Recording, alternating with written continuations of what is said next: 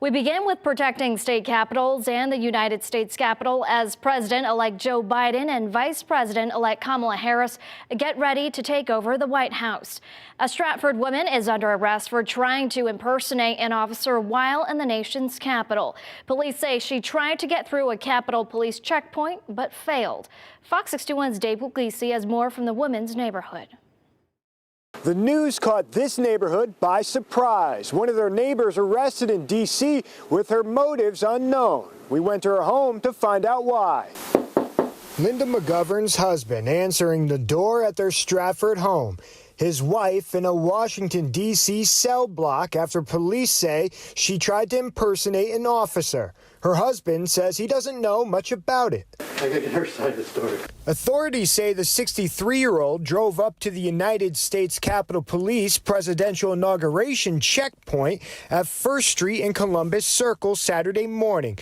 She told police she was an officer and part of the presidential cabinet. She presented them with a military police challenge coin.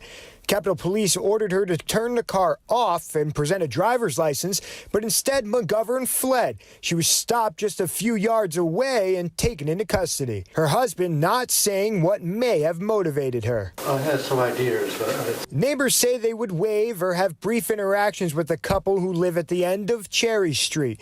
They have no idea why the woman with a Biden-Harris sticker on her mailbox would have gone to the nation's capital. The National Mall is closed through Inauguration Day. The area that would normally be filled with people to watch the historic moment now filled with thousands of National Guardsmen. Participate virtually, and we know that is the right choice and the best way to keep everyone safe. The same sentiment being echoed by Connecticut officials ahead of potential protests at the state capitol.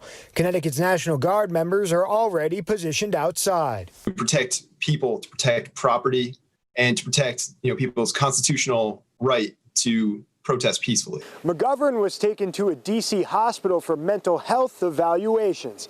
She's being processed by Capitol Police. In Stratford, Dave Puglisi, Fox 61 News.